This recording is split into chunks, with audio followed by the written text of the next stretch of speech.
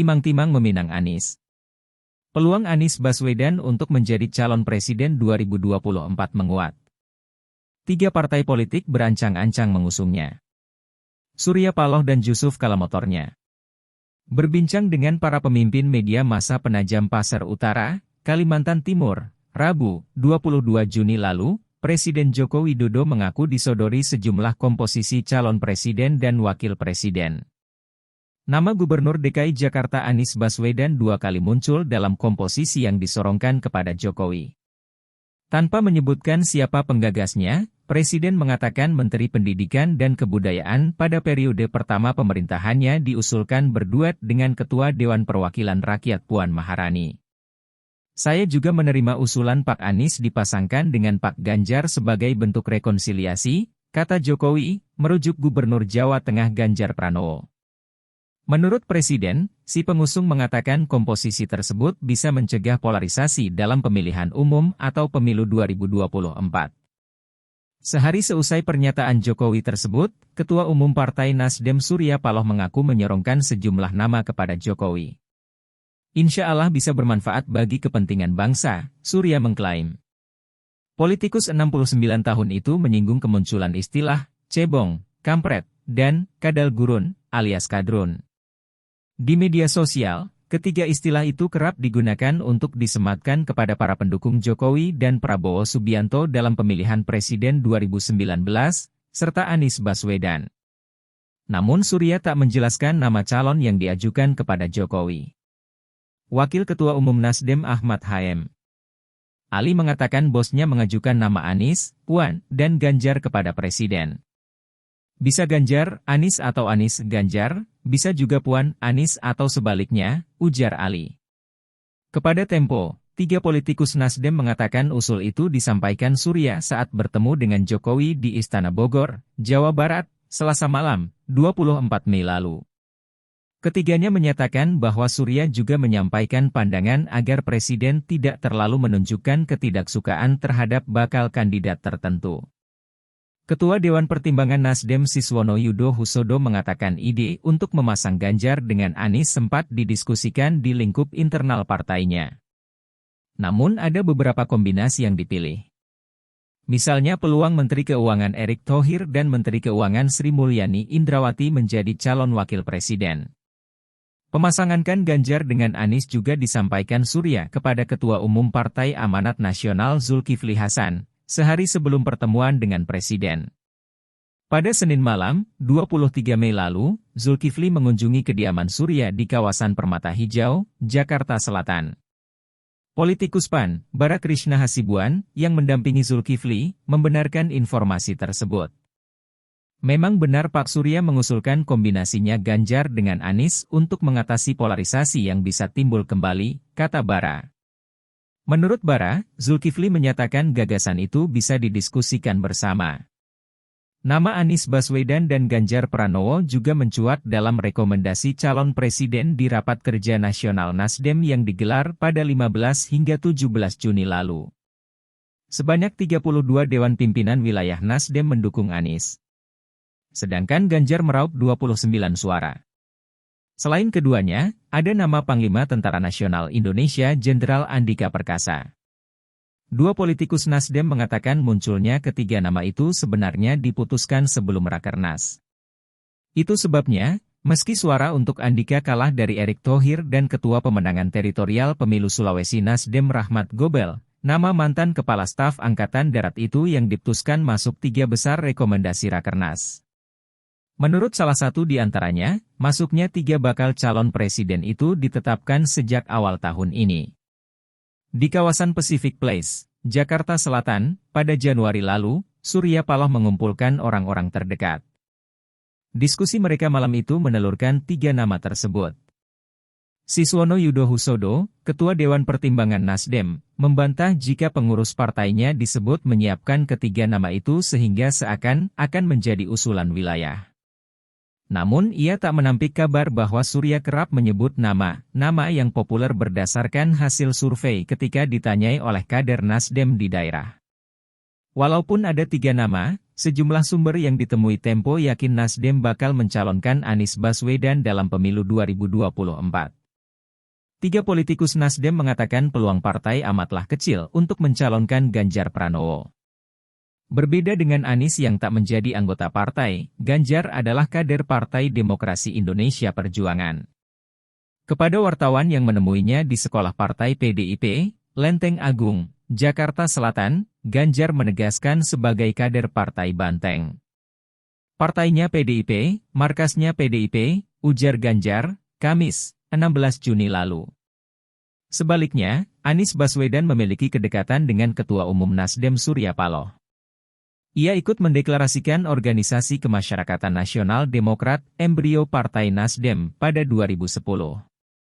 Anies pernah menjadi pembawa acara di Metro TV, stasiun televisi milik Surya. Sejumlah politikus Nasdem yang ditemui Tempo menyebutkan Surya dan Anies intens berkomunikasi. Setelah menjadi Gubernur DKI Jakarta, Anies kerap menyambangi Kaliage, pulau milik Surya di kawasan Kepulauan Seribu, Jakarta. Di sela-sela kunjungan kerja ke London pada April lalu, Anies menemui Surya yang tengah berlibur di kota yang sama. Lewat akun Instagram-nya, Wakil Ketua Dewan Pakar Partai Nasdem Peter F. Gonta menulis, dalam persamuan itu mengapung pembicaraan soal kinerja Anies di DKI Jakarta. Misalnya mantan Rektor Universitas Paramadina itu mengeluarkan puluhan izin pembangunan gereja. Kepada Tempo, Anies Baswedan mengatakan hanya mengobrol santai dengan Surya Paloh dalam perjumpaan di London itu. Lebih banyak bercerita kisah perjalanan hidup, ucap Anies pada Sabtu, 25 Juni lalu. Ia membantah jika disebut menyampaikan kinerjanya selama memimpin ibu kota kepada Surya. Tidak pas, lah, kalau malah saya yang bercerita soal capaian di Jakarta. Seorang pejabat bercerita, perbincangan soal capaian Gubernur DKI muncul dalam pertemuan yang tak dihadiri Anies. Pembicaraan itu berlangsung antara Peter Gonta, Duta Besar Indonesia untuk Britania Raya, Desra Percaya, dan sejumlah petinggi perusahaan pelat merah yang kebetulan berada di London. Peter dan Desra tak merespons permintaan wawancara Tempo. Anies mengatakan sebuah kehormatan baginya diusulkan menjadi salah satu calon presiden dalam Rakernas Nasdem. Namun ia enggan berkomentar banyak lantaran masih ingin merampungkan tugas sebagai Gubernur DKI Jakarta hingga Oktober mendatang. Anies tak membantah bila disebut intens berkomunikasi dengan Surya Paloh. Nama Anies Baswedan juga sempat tertangkap oleh Partai Persatuan Pembangunan. Dalam rapat pimpinan nasional PPP, Jumat, 15 April, pengurus daerah PPP DKI Jakarta mengajukan Anies sebagai calon presiden dari Partai Kabah dan bermitra dengan Gubernur Jawa Timur Hovifah Indar Parawansa. Itu aspirasi pengurus, termasuk para kiai di DKI. Kata PJ Ketua DPW PPP DKI Jakarta, Farhan Hasan Al-Amri, kepada Tempo, Kamis, 23 Juni. Menurut dia, minat sejumlah kepala daerah lainnya juga mendukung Anies. Farhan menjelaskan PPP DKI mengusulkan Anies agar perolehan suara partai di ibu kota tidak turun lagi. Pada pemilu legislatif 2019, PPP hanya meraih 1 kursi di DPRD DKI Jakarta. Bahkan, PPP meraih 10 kursi pada pemilihan umum 2014. Menurut Farhan, tergerusnya perolehan suara PPP ialah imbas dari pemilihan kepala daerah DKI Jakarta 2017. Ketika itu PPP mendukung Basuki Cahayapurnama alias Ahok, calon gubernur incumbent yang dituduh menista agama Islam. Teman-teman khawatir kami salah menjatuhkan pilihan lagi dalam pemilu 2024, ujar Farhan. Dukungan untuk Anies Baswedan menggeliat dari kader PPP di beberapa daerah. Anies disambut meriah saat menghadiri perayaan hari lahir PPP ke-49 di Yogyakarta pada akhir Januari lalu. Seorang pengurus PPP dari wilayah Sumatera bercerita, pengurus partai di daerahnya memacak wajah Anies di baliho yang mereka pasang pada momen Ramadan lalu. Kendati menjaring usul dari daerah, rapat pimpinan nasional PPP urung mengambil keputusan calon presiden yang bakal dijagokan. Wakil Ketua Umum PPP Arsul Sani mengatakan topik itu akan dibicarakan dalam rapat pimpinan nasional berikutnya. Lebih baik berkomunikasi dengan partai lain yang akan diajak berkoalisi ketimbang menyebut nama, kata Arsul. Sebelum rapat pimpinan nasional itu, Ketua Umum PPP Suharso Mono Arfa disebut menjajaki peluang koalisi untuk menjagokan Anies Baswedan. Dua politikus PPP dan Nasdem bercerita, Suharso sempat menemui Ketua Umum Nasdem Surya Paloh di Bali sebelum Ramadan lalu. Dalam pertemuan itu, Suharso mengajak Surya mencalonkan Anies. Pelaksana tugas Ketua DPW PPP DKI, Farhan Hasan, mendengar informasi persamuhan itu dari Suharso. Namun ia terkekeh saat ditanyai jika perjumpaan itu disebut membahas peluang memajukan Anies. Materinya secara detail saya tidak tahu, tapi komunikasi politik dengan Nasdem pernah ada, ujarnya. Adapun Suharso hanya membaca pesan dari Tempo. Arah politik mendukung Anies Baswedan tak terlepas dari nasihat konsultan politik Partai Persatuan Pembangunan. Salah satunya Direktur Eksekutif Polmark Ep Saifullah Fatah, yang ikut mengatur strategi kampanye Anies Baswedan, Sandiaga Uno dalam pemilihan Gubernur DKI 2017. Sejak akhir 2020, PPP menggaet Ep sebagai konsultan. PPP menargetkan perolehan suara pada pemilu 2024 bisa melebihi capaian 15 tahun silam. Saat itu PPP mendapatkan 59 kursi Dewan Perwakilan Rakyat. Perolehan suara partai terus menurun pada pemilu berikutnya. Kini PPP hanya menempatkan 19 legislator di Senayan, tersedikit di parlemen. Dua politikus PPP bercerita, Ep mewanti-wanti PPP agar tak salah memilih calon presiden. Ep juga disebut menyarankan PPP mengikuti aspirasi umat Islam yang menjadi konstituen partai. Meski tak blak-blakan, menurut narasumber yang sama, nasihat itu diartikan sebagai saran mendukung Anies Baswedan. Ep tak merespons permintaan wawancara dari Tempo. Adapun Farhan Hasan membenarkan jika partainya disebut merekrut Ep karena tingkat kesuksesannya tinggi. Termasuk membantu Joko Widodo, Basuki Cahayapurnama memenangi pemilihan Gubernur DKI 2012. Ihwal saran Ep, itu rahasia partai, tuturnya. Alasan elektoral turut melatari dukungan Nasdem untuk Anies Baswedan. Orang dekat Anies dan seorang politikus partai itu mengatakan Nasdem menembus posisi 3 besar jika mengusung Anies sebagai calon presiden 2024. Narasumber itu bercerita, hasil sigi internal menghasilkan suara Nasdem bisa melonjak ekor, belasan persen hasil, efek jas atau koatail efek mencalonkan Anies. Nasdem pun menambah 10 bangku di DPR. Survei yang sama menyebutkan perolehan suara Nasdem lebih kecil jika mendukung Ganjar Pranowo. Ketua Nasdem Willy Aditya tak menampik anggapan bahwa Anies Baswedan adalah efek ekor jas terbesar bagi partainya. Koatail efek itu lebih efektif jika Anies terasosiasi kuat dengan partainya atau masuk Nasdem. Namun legislator daerah pemilihan Madura ini mengatakan partainya tak mewajibkan Anies menjadi kader Nasdem. Pengurus Nasdem, kata Willy, berharap efek ekor jas juga dirasakan oleh semua partai nantinya. Sejumlah narasumber Tempo menyebutkan Nasdem awalnya hendak menggandeng Partai Persatuan Pembangunan dan Partai Amanat Nasional dalam satu pilihan mengusung Anies Baswedan. Gabungan ketiga partai itu memiliki 122 kursi, cukup untuk mengusung pasangan calon dalam pemilihan presiden. Namun dua partai itu bergabung dengan Partai Golkar membentuk Koalisi Indonesia Bersatu.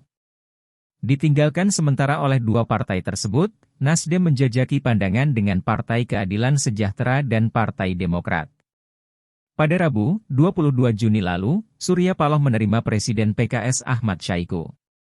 Sehari setelahnya giliran Ketua Umum Demokrat Agus Harimurti Yudhoyono dan pejabat teras partai itu yang bertandang. Surya mengakui dua persamuhan itu dalam rangka penjajakan koalisi pemilihan presiden 2024. Peluang koalisi cukup besar, kata Surya di kantor Nasdem Tower, Jakarta, pada Kamis, 23 Juni lalu.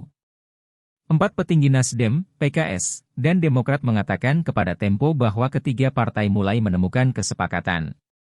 Menurut mereka, salah satu kecocokan itu adalah Demokrat tak memasang harga mati bahwa Agus Harimurti harus menjadi calon presiden atau wakil presiden.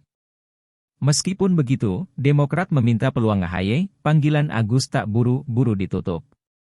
3 kali berkunjung ke kantor Nasdem, 1 kali diantaranya dihadiri Ketua Majelis Tinggi Demokrat Susilo Bambang Yudhoyono, Agus Harimurti mengatakan ada kecocokan di antara mereka. Kami sepakat tidak harus membicarakan komposisi A dan B karena itu mengunci satu sama lain, ucap Agus seusai pertemuan.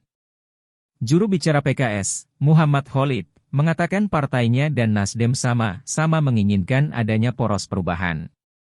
Salah satu hasil rapat pimpinan nasional PKS pekan lalu ialah mengusulkan terbentuknya minimal 3 poros dalam pemilu 2024. Khalid mengatakan petinggi PKS juga dekat dengan pengurus Demokrat karena sama-sama berada di luar koalisi pemerintah Joko Widodo, Maruf Amin. Sepertinya kemistri ketiga partai ini sudah terbentuk, kata Khalid. Mantan Wakil Presiden Muhammad Yusuf Kala menjadi tokoh yang juga disebut mendukung Anies Baswedan maju sebagai calon presiden.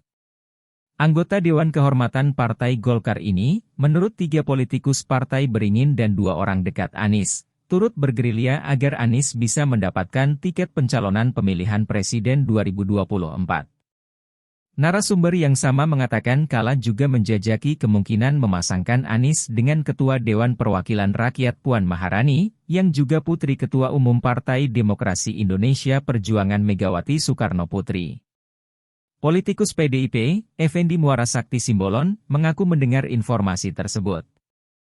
Anggota Komisi Pertahanan DPR ini pun sudah menggaungkan usul duet Puan, Anies sejak akhir tahun lalu. Saya dengar Pak JK sudah lebih 3 kali bertemu dengan Mbak Puan, ujar Effendi kepada Tempo, Sabtu, 25 Juni lalu.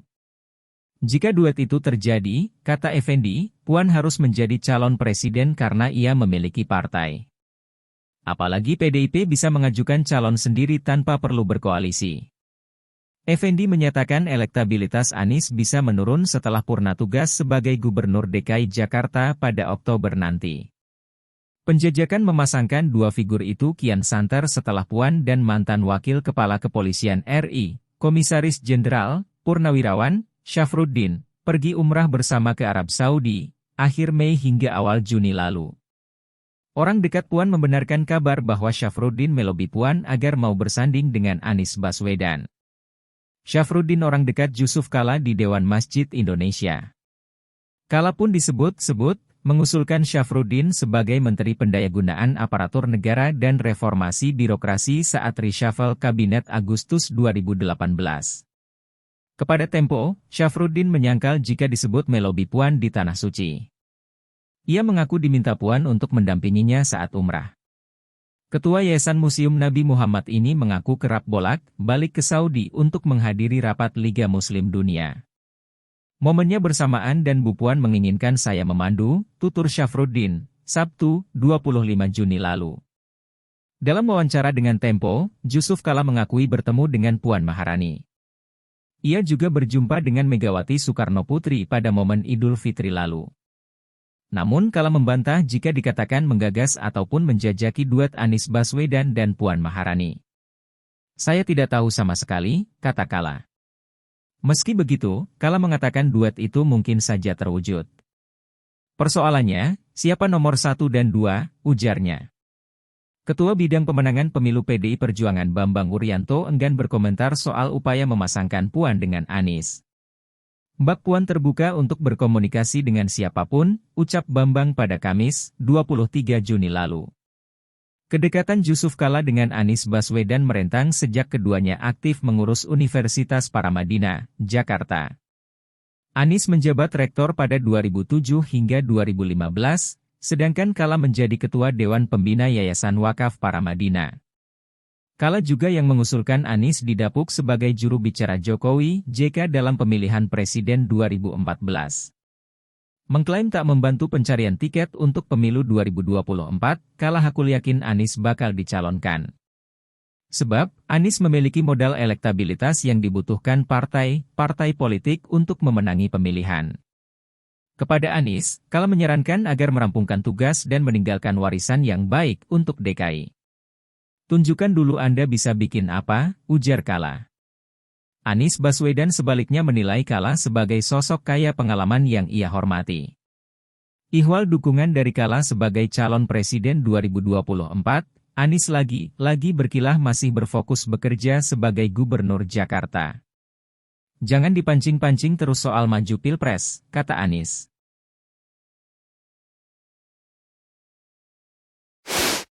Banyak majalah berita di Indonesia, tapi mana yang bisa dipercaya? Majalah Tempo. Dapatkan harga langganan 1 tahun majalah Tempo cetak diskon 27,5% menjadi Rp1.885.000. Berhadiah kaos eksklusif dan tumbler. Untuk info berlangganan Anda bisa menghubungi di nomor telepon 088210302525 atau 088225802626. Syarat dan ketentuan berlaku. Follow, like, share dan subscribe channel ini untuk mendapatkan informasi terkini dari majalah Tempo.